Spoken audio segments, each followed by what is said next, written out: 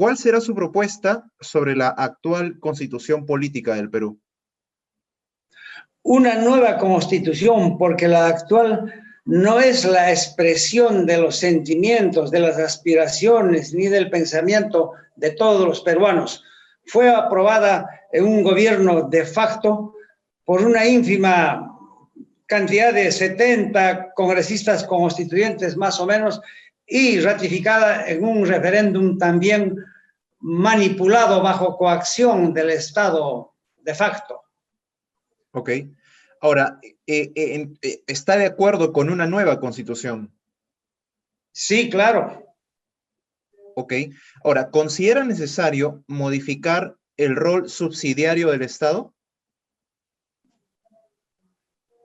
El rol subsidiario, bueno, mientras haya una pobreza en las grandes mayorías, el Estado tiene que actuar con cierto sentido humano, pero en la medida que los sectores populares, en este caso los sectores excluidos como los pueblos originarios, ya se les vaya reconociendo sus derechos para que puedan desempeñarse por sí mismos, ya no debe haber asistencialismo, porque eso es la expresión de una política paternalista heredera del coloniaje español. Cada pueblo tiene derecho a sostenerse por sí mismo, usando sus propios recursos y disfrutando de su propia capacidad. Ok. ¿Está de acuerdo con suprimir la incapacidad moral permanente como causal de vacancia presidencial? La vacancia moral permanente debe ser una de las causales principales. Eso no se puede suprimir. Suprimirla sería avalar tanta inmoralidad y corrupción. Ok. ¿Está de acuerdo con suprimir el rango constitucional de los monopolios? Claro que sí, los monopolios son dañinos para el Perú.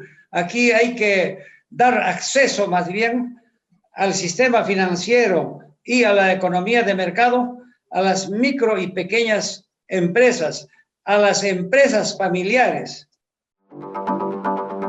¿Cuál será su propuesta sobre reforma política?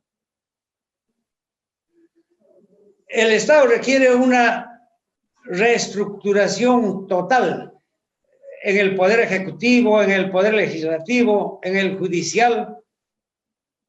En el ejecutivo tiene que haber meritocracia y tiene que eliminarse significativamente los cargos de confianza. El ejecutivo tiene que ser más ejecutivo, más rápido y no tan burocrático, porque ahora se está demostrando que ante la pandemia el Estado es demasiado lento y plagado de corrupción como para afrontar oportunamente catástrofes de esta magnitud. En el Poder Legislativo se tiene que establecer la representación por etnias. Si el 30% de peruanos somos de las etnias quechuas, y digo somos porque ñogapas una comunidad mata jamón micani, manam chegalacastacunacho, estoy diciendo, hablo esto porque yo también vengo de un pueblo originario, soy comunero calificado activo hasta ahora. Entonces, significa que en el Congreso de la República, por lo menos el 30% de congresistas deben ser elegidos por las etnias quechuas, por las comunidades campesinas, entre comuneros calificados activos quechuas. Si los aymaras son el 5% de congresistas de la República deben ser elegidos entre comuneros aymaras por los propios comuneros aymaras. Ok, pasando a la otra pregunta, candidato, ¿usted va a apoyar el retorno a la bicameralidad? Sí, eso está demostrado mundialmente que es lo más apropiado para un Estado de derecho democrático. La Cámara de Diputados o de Congresistas es la Cámara política, la Cámara de las contiendas, de las discusiones.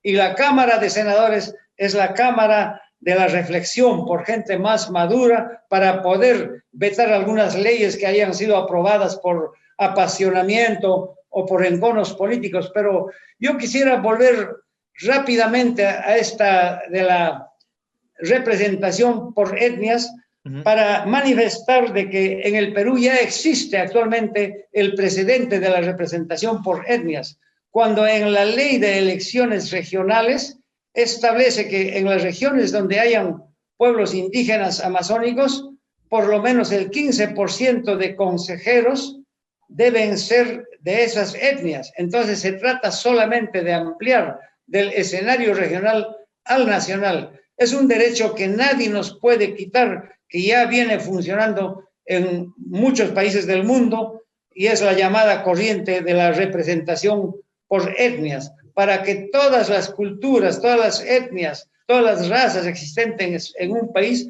estén representadas en los poderes del Estado.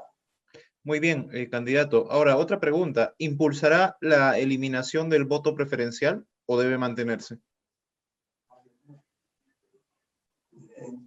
Yo pienso que por el momento debe mantenerse, porque no todos los candidatos al Congreso tienen las mismas cualidades intelectuales, éticas y morales. Entonces, el pueblo debe reconocer al que realmente merece y gradualmente ver, de repente se pueda reemplazar esto. Ok, ¿se debe eliminar el voto de confianza del Congreso cuando hay un gabinete que recién está asumiendo sus funciones? Creo que sí, por lo menos por brevísimo tiempo, hasta ver cómo actúa el Ejecutivo, se debe respetar a quienes forman el Ejecutivo, especialmente al presidente de la República, porque acá, por la inmadurez política, por la pobreza moral y por la pobreza de conocimientos de los congresistas, ya se le pone obstáculos al presidente desde el primer día que entra, y eso trae mayor problemas, mayor desestabilidad política. Comprendo. Ahora, mi otra pregunta también es, ¿usted apoya o no apoya la eliminación del voto obligatorio? ¿El voto debe ser obligatorio, debe seguir siendo obligatorio o debe ser voluntario? Si establecemos el voto facultativo o solamente voluntario, corremos el peligro de que los grandes capitalistas compren votos en todo el Perú y ganen todas las elecciones. Entiendo. Yo creo que por el momento debe ser obligatorio y más bien educar políticamente a las grandes mayorías nacionales, capacitarlas para que puedan hacer uso de su derecho a elegir sus autoridades. Y esto del voto obligatorio tiene otra parte negativa, que un gobierno de facto o un gobierno autoritario para enraizarse en el poder convoca a las elecciones obligatoriamente bajo coacción, imponiendo sanciones graves a los que no votan. Pues son temas tan delicados que tiene que precisamente adoptarse con un estudio un poco más real y más práctico. ¿Cuál es su plan de trabajo, su propuesta principal para lo que es el sistema de justicia y la lucha anticorrupción? Bueno, el sistema de justicia estaría más bien en la reforma política del Estado. Se tiene que establecer un poder judicial que garantice una justicia mucho más oportuna, mucha más efectiva y obviamente ahí estableciendo normas claras contra la corrupción. En la lucha contra la corrupción tiene que ver mucho la Contraloría de la República, a la cual se le debe asignar facultades de sanción, porque muchas cosas que dice la Contraloría son letra muerta, y hay que establecer un sistema de contratación, un sistema de control mucho más estricto en las compras que hace el Estado, en las licitaciones públicas.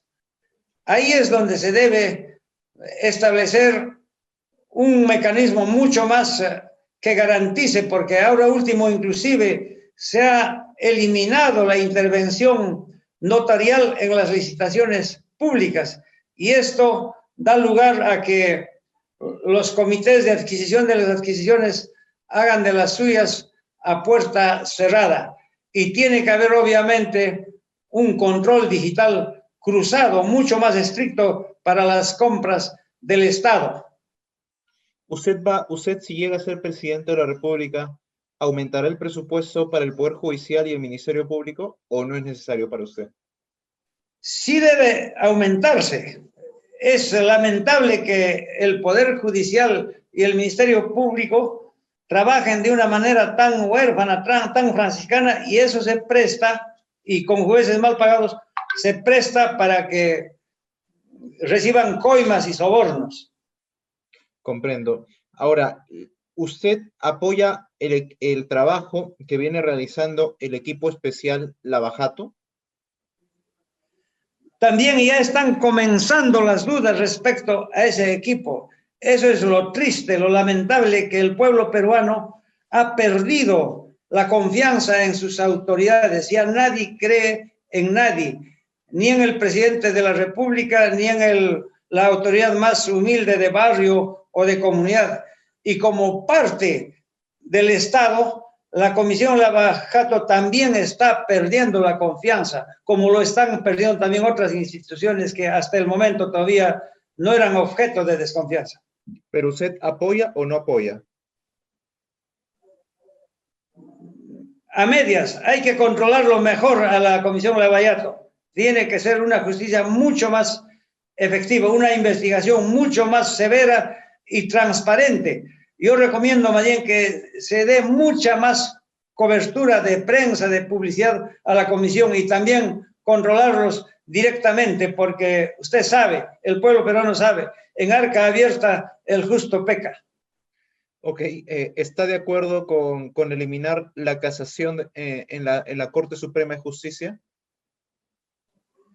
La casación es necesaria porque ahí es donde se puede encontrar solamente errores del proceso. Ojo, la casación no es para emitir una nueva sentencia, sino simplemente para revisar que el proceso haya sido bien llevado. Por ejemplo, si un delincuente ha sido sentenciado de manera justa, pero en el proceso hubo algunos errores procesales, o sea, defectos en la tramitación, puede subir a la casación, a la Corte, y la Suprema dirá, sí, efectivamente, la sentencia está bien dada, pero hay que enmendar este error de trámite, sin cambiar la sentencia, obviamente.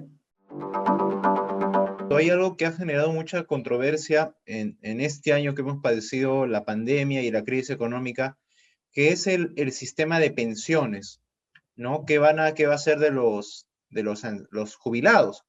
Para eso, mi siguiente pregunta es, ¿cuál será su propuesta sobre la reforma previsional? A los adultos mayores hay que darle todo el respeto y toda la seguridad. Es un derecho legítimo que durante toda nuestra vida todos los peruanos nos ganamos trabajando. Entonces, de ahí tenemos que partir, que las aportaciones que hayan hecho deben disfrutarlas en cuanto salgan del servicio activo, o gradualmente, como se debe hacer con las jubilaciones. Si a determinado número de años el trabajador se va, entonces jubilarlo con una pensión equivalente a ese poco número de años, pero no esperar todavía que cumpla 35 años de servicios o 70 años cuando la persona ya está muerta. En el caso mío, le digo por experiencia propia, yo he trabajado asegurado en el Seguro Social del Perú durante 14 años y no he recibido nada, nada de nada. ¿Cuántos peruanos habrán en esa situación? Pero para lograr una seguridad social masiva hay que comenzar por la formalización de los micros y pequeños empresarios, de los comerciantes informales. Entrando a la formalización, obviamente, van a entrar al sistema previsional, pero mientras no aportan al seguro social, mientras no tributan al Estado, no tienen seguridad social. Ahí es la gran importancia de la formalización, que está íntimamente ligada con las reformas económicas, con la promoción económica que se debe hacer para las micro y pequeñas empresas. ¿Debe unificarse el sistema de la ONP con el de la AFP? Ha quedado demostrada que las AFPs no han llenado las expectativas de los peruanos. Entonces, una institución que está cuestionada debe corregírsela o anulársela, pero eso debe ser gradual. El sistema, las ONPs yo creo que tienen que empoderarse más, pero siempre bajo control, porque el peor problema que afronta el Perú es la corrupción y la desconfianza que esta ha generado. Ok, bien, mi siguiente pregunta, ¿apoyaría que las AFP dejen de comisionar en caso haya caída en la rentabilidad de los fondos de las personas? Claro que sí, porque hay que velar no la rentabilidad de la empresa en las bolsas de valores, sino hay que velar por el bienestar del aportante. Él no tiene la culpa si es que baja la bolsa o sube o que las inversiones bajaron. Lo primero, lo prioritario es velar por el bienestar del aportante. Entiendo. Mi siguiente pregunta, candidato, ¿exigirá transparencia en las inversiones que hacen las AFPs con los fondos que manejan de las personas? Tiene que haber transparencia y tiene que haber mayor control, mucho mayor control, porque las AFPs como empresa privada busca sus intereses, busca ganancias. Eso es natural. Un empresario, un comerciante busca ganancias y en segundo plano quedan los derechos del aportante. Eso tiene que ser regulado y controlado por el Estado. ¿Cuál será su propuesta en economía? Su principal propuesta en economía, ¿cuál va a ser? Bueno, lo inmediato, reactivar las micro y pequeñas empresas. ¿Cómo? Bueno, formalizando a este sector y principalmente haciendo que estas empresas vendan sus productos al mejor cliente. ¿Quién es el mejor cliente? El mejor comprador es el Estado.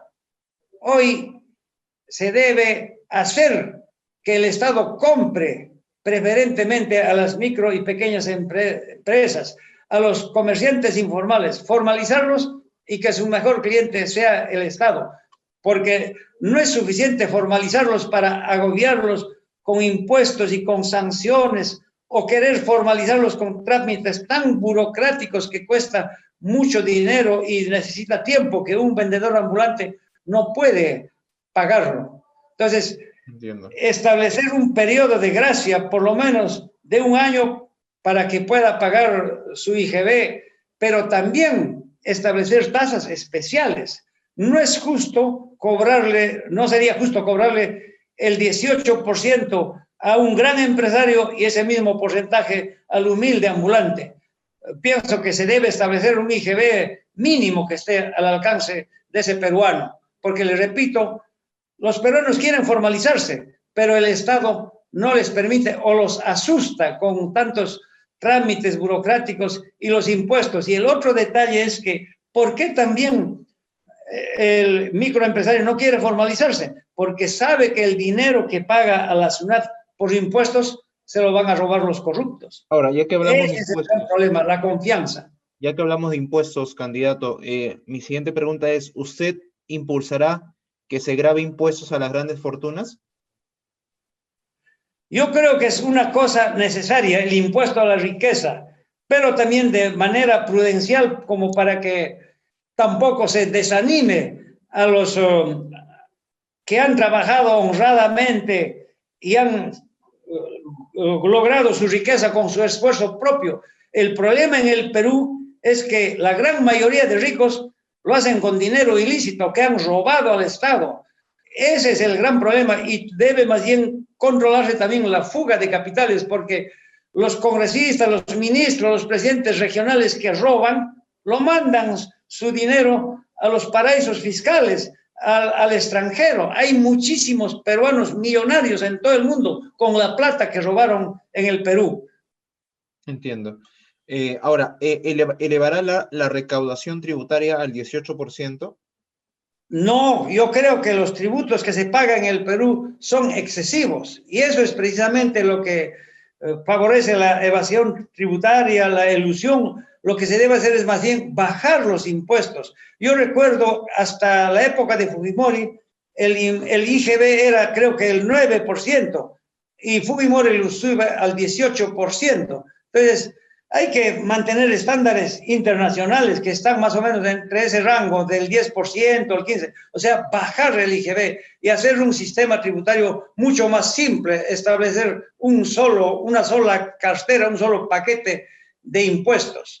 De otra manera, el Estado coacciona y en vez de promover la empresa, mata a la iniciativa y propicia precisamente la informalidad. Para la informalidad se agrava además porque los empleados del Estado son unos empleados burócratas sentados en su oficina que nunca salen a hacer campañas de formalización. La campaña de formalización debe ser simple, basta con una declaración jurada y registrarlo ya al pequeño empresario y darle todas esas facilidades tributarias, darle esos plazos de 1 año o 2 años, digamos, hasta que se fortalezca como empresario. ¿Usted va a eliminar eliminaría las exoneraciones tributarias a las universidades privadas y a las empresas agroexportadoras? Yo creo que el abuso de las universidades privadas también se ha visto al extremo de que hay dueños de varias universidades que tienen plata como cancha. Entonces, la ley tiene que ser muy, muy cuidadosa en esto para que no se presten a los abusos. Las importaciones, las agroexportaciones, creo que sí deben tener incentivos tributarios, pero no solo para los grandes empresarios, sino también para los pequeños agricultores y especialmente para las comunidades campesinas que están totalmente desamparadas. Aquí el Perú promociona a los grandes emporios agroindustriales de la costa para la exportación, pero deja desamparada la agricultura de las comunidades, al extremo de que ese humilde agricultor campesino se ve obligado a vender hasta en 10 céntimos el kilo de papa, mientras que el Estado promociona la importación de papa para los supermercados y papa a 3 hasta 4 soles. Entonces, esas son cosas tan injustas. Y yo les digo esto con conocimiento de causa porque yo soy de una comunidad campesina. Nosotros conocemos en carne propia, por experiencia propia, y lamentablemente los políticos ni siquiera saben cómo es una planta de papa o una planta de quinoa, ¿no? Entiendo. Y ahora, ¿usted va a implementar alguna medida para que el spread bancario que tenemos en nuestro país no sea uno de los más altos en América?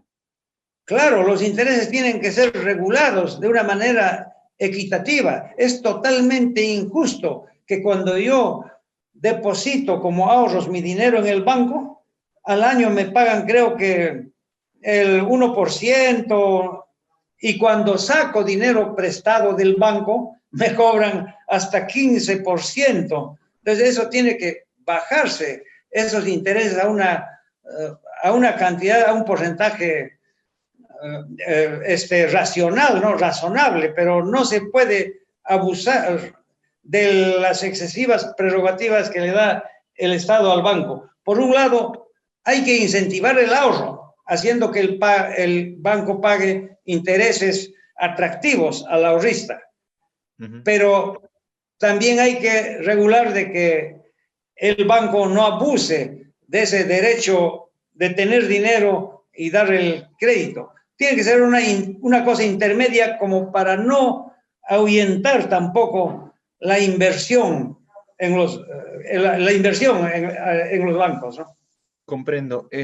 ¿Usted va a fomentar créditos a bajos intereses para los pequeños agricultores?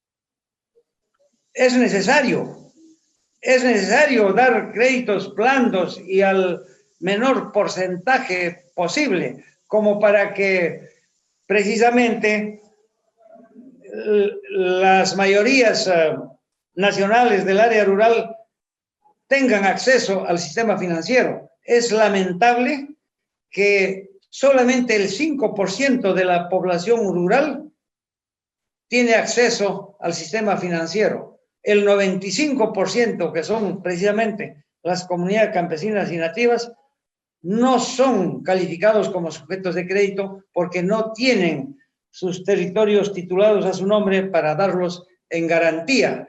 Entonces, ese problema es tan crucial, tan delicado, que los propios entes financieros internacionales como el FMI o el Banco Mundial han recomendado al Estado peruano que solucionen este problema, pero hasta ahora nada. Inclusive en los congresos CADE de todos los años tratan este problema, pero lamentablemente los asistentes de los congresos no entiendo por qué, o es que no conocen el problema o no quieren solucionarlo, pero la verdad es que no se ha solucionado hasta ahora.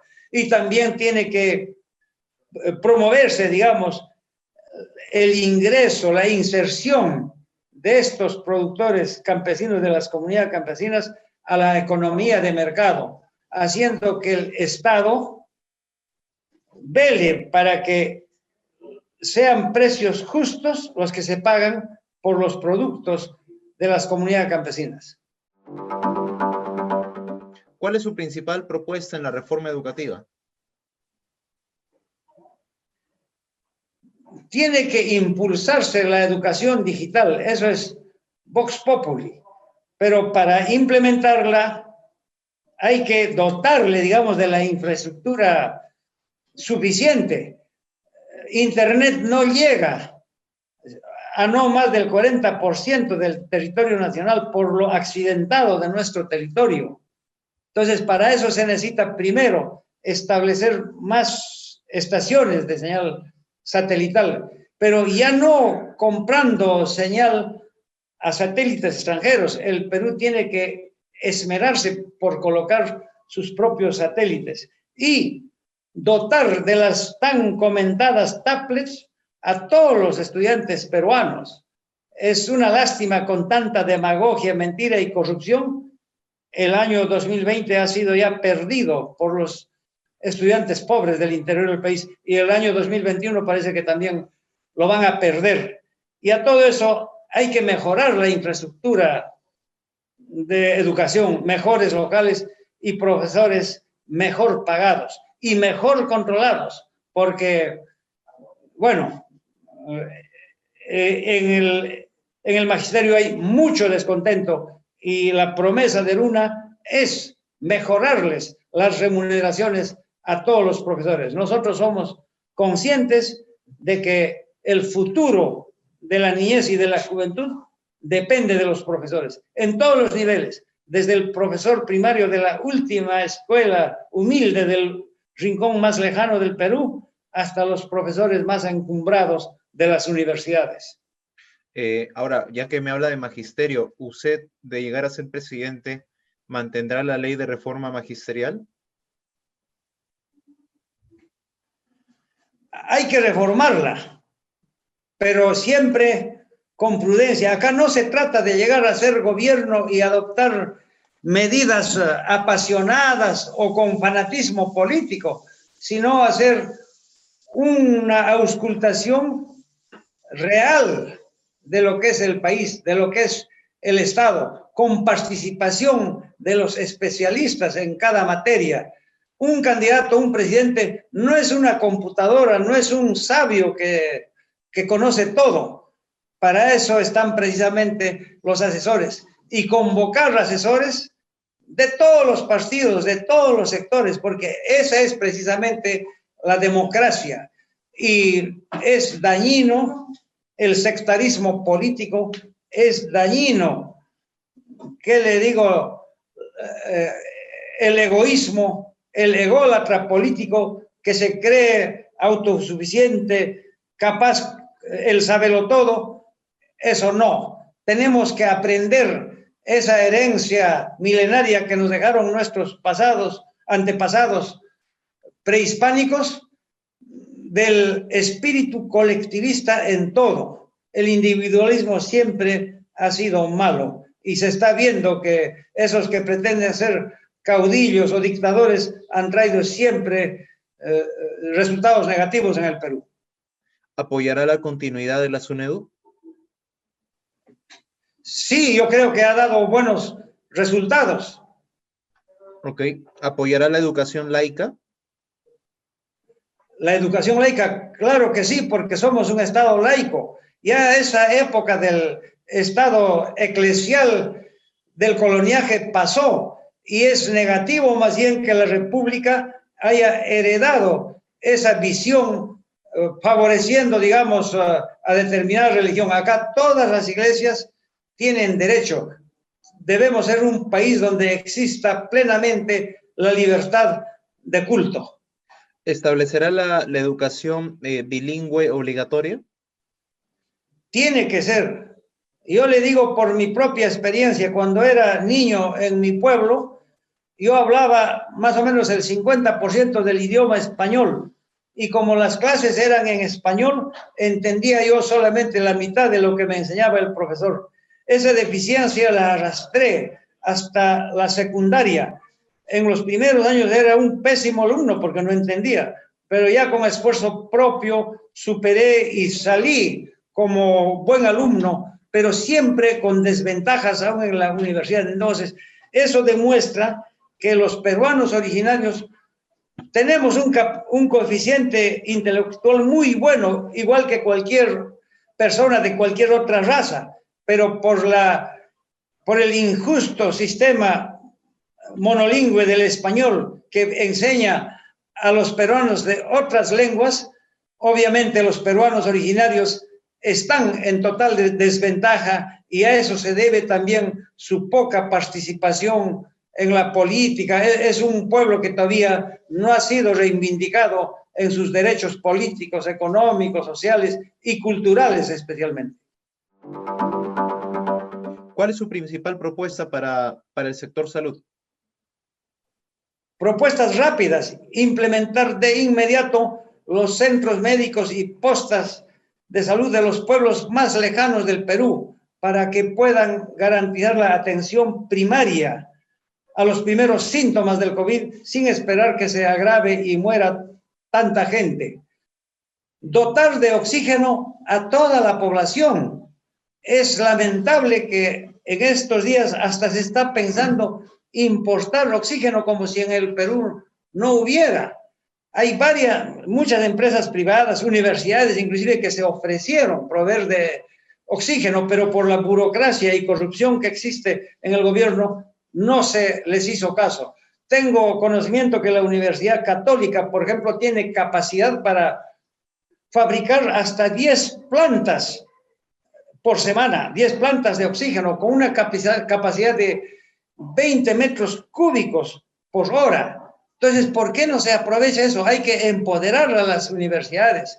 Yo dije siempre que hay que poner mano dura contra las empresas privadas que se nieguen a proveer oxígeno para salvar vidas. Ya lo he dicho, cuando yo sea presidente, en una situación así, iría y daría órdenes para que las Fuerzas Armadas abran por la fuerza esas plantas de minería de La Oroya, de Hilo, y hay tantas otras en el Perú, y que provean oxígeno para salvar vidas. ¿Unificaría el sistema de salud, salud MINSA, sanidad de las fuerzas policiales y de las Fuerzas Armadas? Creo que sí, pero gradualmente. No se trata de adoptar medidas desesperadas, porque en esto hay que ver también el que aportó más en un sistema privado de salud, obviamente tiene más derecho a una atención, pero lo que debe hacer el Estado es garantizar el acceso universal a la salud. Ese es un derecho que no se debe negar a ningún peruano. el llamado SIS, Sistema Integral de Pensiones actual, es otorgado solo a quien lo solicita, y si el solicitante no califica, no lo admiten. Acá, aporte o no aporte, trabaje o no trabaje, sea quien sea, tiene que dársele acceso universal a la atención primaria para salvar vidas. Ok. Ok, ahora, ¿respaldará el Plan Nacional de Prevención y Vacunación frente al COVID-19? Sí tiene que respaldarse, pero aquí falta todavía estar plenamente seguros si las vacunas son buenas o no, porque están siendo aplicadas sin haber concluido la tercera fase de pruebas. Okay. Pero volviendo un poquito a lo anterior, en esto de la salud, también hay que proveer de pruebas moleculares a todos los centros médicos y postas más lejanas para poder saber quiénes están infectados y poder así conseguir la inmunidad de rebaño.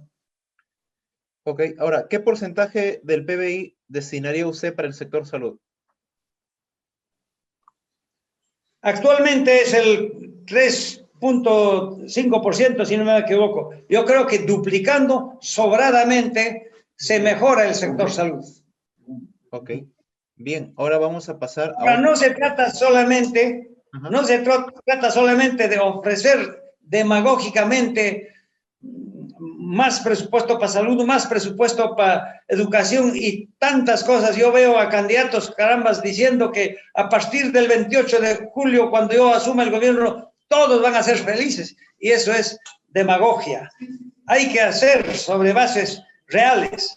Y para esto, los peruanos tenemos que entender que estamos en una situación tan difícil que al Estado no hay que verlo como una vaca gorda. En este aspecto, yo le respeto mucho a ese gran personaje, Winston Churchill, en Inglaterra durante la Segunda Guerra Mundial, cuando le preguntan, ¿y qué ofrece usted a nuestro pueblo?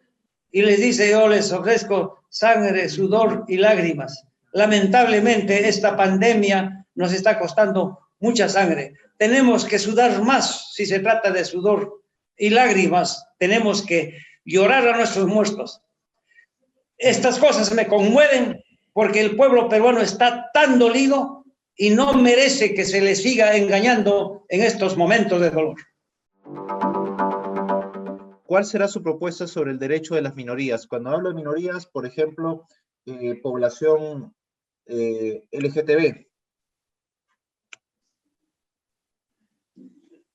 Yo le enderezo un poquito la pregunta, porque en el Perú se tiene un concepto equivocado de minorías. Minorías en un Estado europeo se les llama, por ejemplo, a los LGTB, a los discapacitados, a los drogadictos. En el Perú, la minoría es la gran mayoría de los pueblos originarios, los pueblos indígenas, permanecen en la misma situación de subalternidad a la que fueron confinados por el coloniaje. Es la mayoría, es el segmento mayoritario en el Perú. Son más o menos el 40 o 50% de pueblos en las comunidades campesinas. A ellos se les considera minorías, pero hace poco o nada el Estado por ellos. Entonces hay que ampliar quiénes están en esa situación, no solamente por ser minorías, sino también a pesar de ser los sectores poblacionales mayoritarios en el Perú, están en una situación de abandono. Respecto a la situación LGTB, hay que respetarlos, estamos en un estado de derecho y creo que se les debe respetar. La llamada unión civil debe ser entendida no precisamente como un matrimonio entre varón y mujer y para procrear hijos, sino más bien como una institución encargada de velar por los derechos comunes que ambas personas del mismo sexo hayan obtenido por los bienes que adquieren durante la unión. Y obviamente también la asistencia recíproca en cuanto a salud y al bienestar general de la persona. Primero, de manera concreta y breve, candidato, ¿apoyará el matrimonio igualitario? La unión civil que acabo de describirla, Me o refiero sea, al otro tipo de matrimonio igualitario, ¿no? Que es la unión civil, que es la que está ya aprobada, ¿no? y el matrimonio homosexual. Es lo mismo. Ya. O sea, quiero aclarar, el matrimonio tradicional entre varón y mujer tiene como objetivo principal procrear hijos y asistirse, ayudarse. Pero la unión civil entre personas del mismo sexo tiene otros fines, que es velar por los derechos económicos de ambos durante la unión y también la asistencia recíproca como personas. Ok. ¿Usted respaldaría la despenalización del aborto? Sí, en casos previstos por la ley. ¿A qué se refiere en casos previstos por la ley? La ley estipula solamente cuando hay un peligro terapéutico, pero ¿solamente en eso o en qué otros ámbitos? Por ejemplo, en el caso de las violaciones. Ok, ok. ¿Usted está de acuerdo con la eutanasia? No, porque la persona debe vivir desde que nace hasta que Dios disponga el momento en que se lo lleva. ¿Cuál será su propuesta sobre los derechos de la mujer? ¿Tiene alguna en particular? Mayor protección a la mujer y a la familia. Tiene que haber una igualdad total entre varones y mujeres. Y en cuanto a la seguridad personal, a la vida de la mujer, es la más proclive a ser atacada por los delincuentes. Y para todos los ciudadanos, yo voy a proponer facilidades para el uso de armas de fuego de defensa personal, y especialmente para las mujeres, porque ellas son las más proclives para ser atacadas. O sea, usted va a legalizar el uso de armas en los ciudadanos.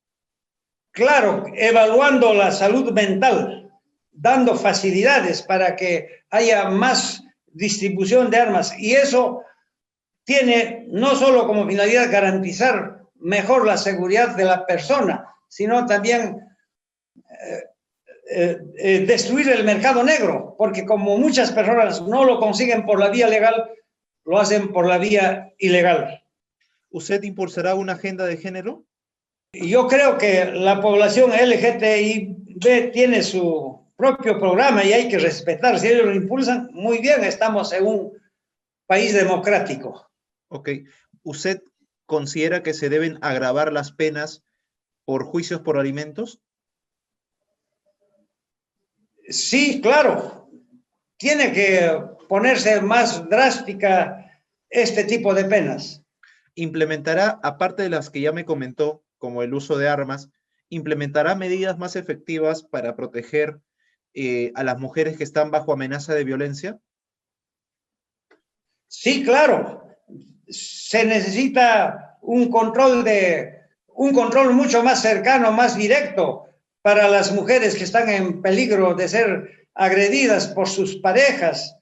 Eso es un legítimo derecho que tienen las mujeres. Y cuando una asuma el poder, las mujeres van a estar totalmente aseguradas en su seguridad física, en su seguridad jurídica, en sus derechos laborales, que ganen igual que los varones, porque hoy muchas mujeres, aparentemente por la visión equivocada machista, ganan menos que los varones. Obviamente no las ponen en planillas, abusan de ellas, las explotan. Existe el llamado la trata de mujeres, hay tantas cosas. Entonces la mujer necesita dignificarla, necesita hacerla participar también de manera efectiva en la vida política, económica, social del país. Ahora, ¿y usted de ser presidente tendría un gabinete ministerial paritario? Claro que sí, eso ya está inclusive establecido en la ley, y ir en contrario sería nadar contra la corriente. Mis respetos a las damas, a las mujeres que hasta hoy han sido pospuestas, marginadas por esta sociedad machista. Y un saludo muy efusivo a ellas, muy cariñoso, un abrazo a la distancia por el Día de la Amistad y del Amor, y que todas las mujeres sean felices. ¿Cuál será su propuesta para la migración en el país, sobre los migrantes? Hay que respetar el derecho migratorio, pero cernir a quienes no merecen ingresar al país, que están ingresando no por culpa de ellos, sino por culpa de las autoridades peruanas corruptas. Ahí es Vox Populi, que en la frontera con Ecuador, Tumbes, por 100 miserables soles entran cientos y cientos de extranjeros. Yo propongo que todo delincuente infraganti extranjero va a ser expulsado del país de inmediato, porque ellos tienen que respetar la soberanía del país y la soberanía de los peruanos. ¿Usted permitirá que los médicos migrantes puedan ejercer su labor de médicos, valga la redundancia, en nuestro país? Si son debidamente evaluados con sus títulos profesionales debidamente acreditados, los médicos y todos los profesionales eficientes son bienvenidos. Bien, ¿usted está de acuerdo con expulsar del país a los que delinquen? Claro que sí, eso le dije en la respuesta anterior. No podemos tolerar más, o es que los peruanos somos tan cobardes, o nuestras autoridades son tan incapaces y corruptas como para tolerar tanto crimen por mano de extranjeros en el Perú. A diario muere gente en el Perú y nadie dice nada. Las autoridades se hacen de la vista gorda. La policía los coge y al día siguiente los sueltan. Los fiscales, los jueces lo absuelven. Entonces, ¿quién nos defiende a los peruanos? Precisamente esa es la causa de la inseguridad ciudadana, y es por eso que tenemos legítimo derecho para defendernos cada uno de nosotros. La defensa personal es un derecho y ahora, tenemos que defender. ¿Cuál es su principal propuesta sobre seguridad para combatir la delincuencia? Aparte de las que hacer que la población participe en los sistemas de seguridad. El problema por el cual la población no participa es porque no se siente parte del Estado. No hay sentimiento de pertenencia en los sectores excluidos, especialmente en las comunidades campesinas y en los sectores populares, como por decir asentamientos humanos de Lima, que ven al Estado como una institución extraña, de la que hay que desconfiar, de la que no podemos esperar que nos brinde seguridad, que nos defienda, con una policía que llega varias horas después del asesinato solamente a levantar el cadáver y tomarse fotografías. Necesitamos que el pueblo se sienta parte del Estado, porque el Estado es de todos nosotros y por tanto debe participar en la seguridad ciudadana a través de rondas urbanas y campesinas. ¿Y usted sacaría a las Fuerzas Armadas a patrullar las calles? Yo creo que con las rondas urbanas y campesinas es suficiente, dirigidas por los licenciados de las Fuerzas Armadas y por los policías jubilados.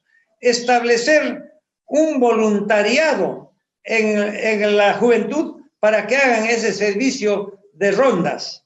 Obviamente, cuando sea necesario, tiene que venir también como coordinadora las Fuerzas Armadas. Y si es necesario dar más apoyo en algunos sectores, tiene que hacerse. Todo en defensa de la soberanía nacional, de la seguridad ciudadana, porque esto no da para más. Yo estoy seguro que con un gobierno de Runa, con mano dura, con participación de la ciudadanía y con la honestidad que vamos a implantar, tiene que arreglarse las cosas rápidamente, no en el mismo día, porque eso sería demagogia, le repito, pero tenemos que comenzar desde el primer día de nuestro gobierno. ¿Reformará la Policía Nacional? Hay que reformarla, pero respetando el derecho de los policías. Yo considero totalmente injusto y atentatorio contra los derechos de la policía el haber dado de baja a más de 40 generales. Eso es infamarlos, atentar contra sus derechos laborales y su propia imagen personal.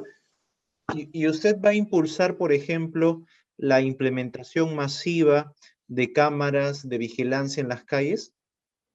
Claro que sí, y no solo en las calles, y le suplico que esto lo ponga en el reportaje. Cámaras en el despacho personal de todas las autoridades, porque ahí en sus despachos, en sus oficinitas que tienen al costado de su oficina principal, sin cámaras, es donde hacen una buena parte de los negociados.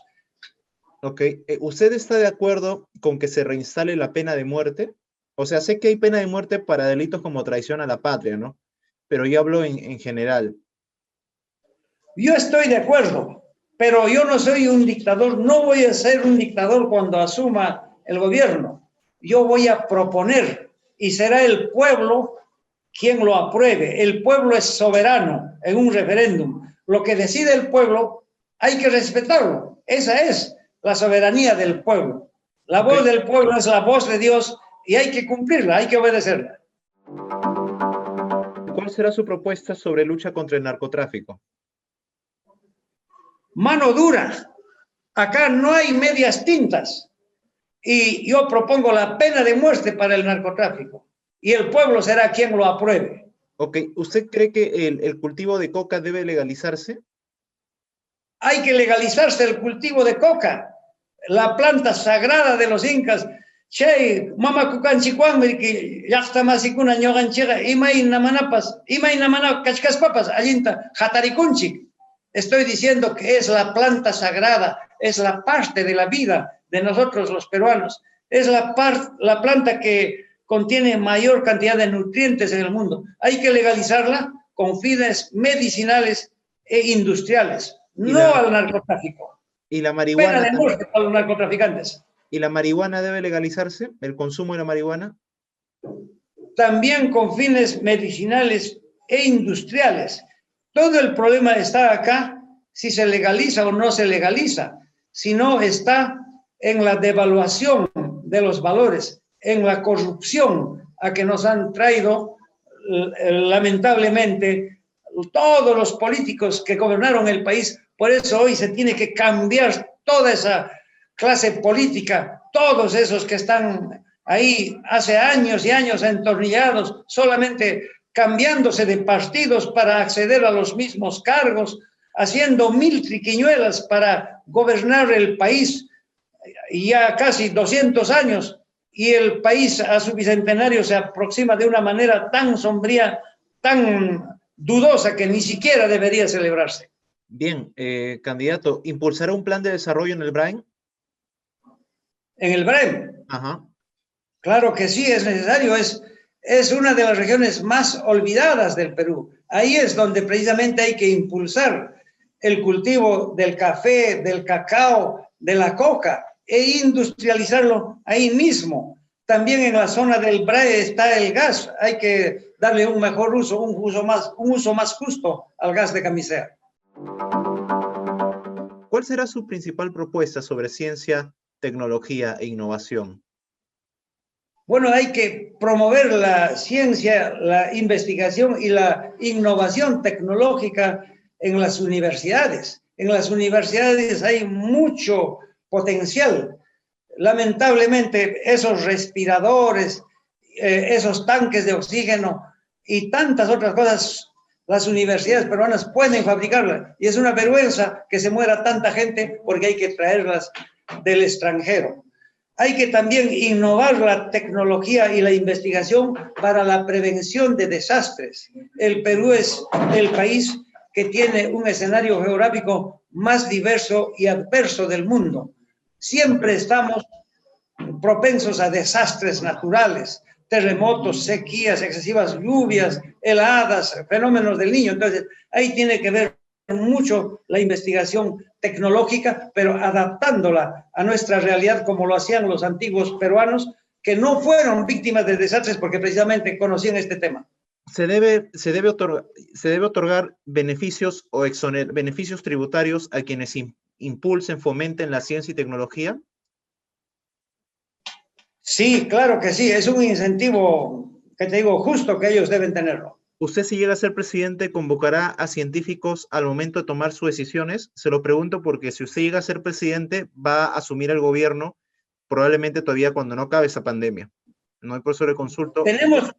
Tenemos que convocar a científicos y también a científicos peruanos. Precisamente estamos obsesionados que solamente en el extranjero hay científicos. Acá también hay muy buenos científicos y bienvenidos también los extranjeros. ¿Cuál será su propuesta, su principal propuesta en el sector minero?